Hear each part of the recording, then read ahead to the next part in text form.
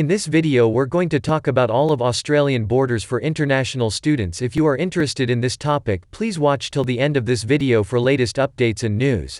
Please comment below and like this video. Subscribe to the YouTube channel and don't forget to hit the notification bell icon. The government keeps shelving plans to bring international students back to Australia. It owes them an explanation.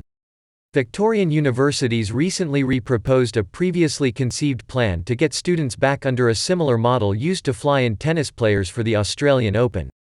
Under the proposal, universities would help pay around 1,000 foreign students to be flown into Melbourne every 2 to 3 weeks and placed into special lockdown arrangements.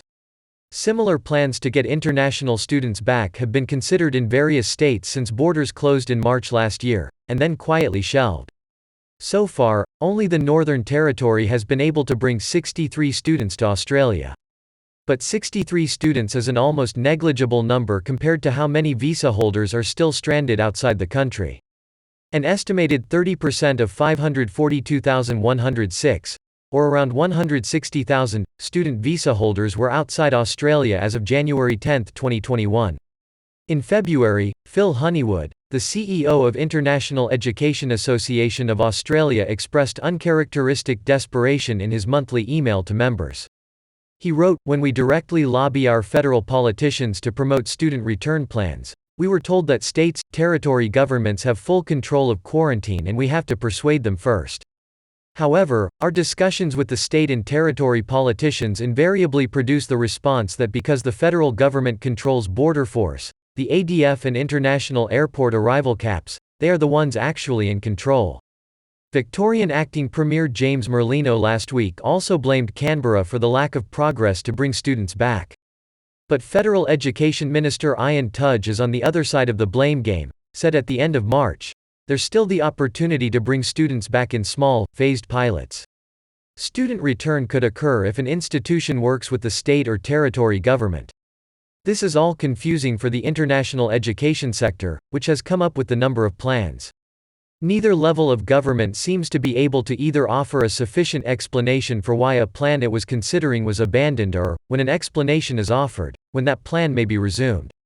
This creates the perception, among those working in the sector and international students, that no government care about their fate. The pressure is now on. Really, Australia risks being seen as having won the fight against COVID-19 but having lost war to defeat it and to resume some balance of normality. The NSW government is proposing to transform student accommodation in Sydney CBD into quarantine lodgings to restart its international education sector. Before COVID-19 pandemic, tertiary education was NSW's second largest export, generating more than $14 billion annually. Barney Glover heads a committee of all NSW university vice-chancellors which has worked closely with the state and federal government to develop the International Student Accommodation Quarantine Program.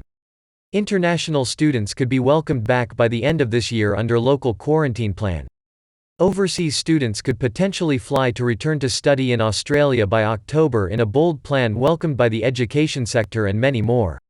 I think we can see students coming within 6 months, and I'd hope to see students arriving certainly in the early part of the second half of this year," Professor Glover said. He said the program would be a modest pilots that aim to fly and quarantine about 250 students each fortnight. "That's very much a signal to our students offshore that we are moving now more rapidly toward an opportunity to welcome them back to Australia," Professor Glover said. The NSW government estimates it has lost a third of its international students base this year, and it may stand to lose more students abroad. Grow impatient.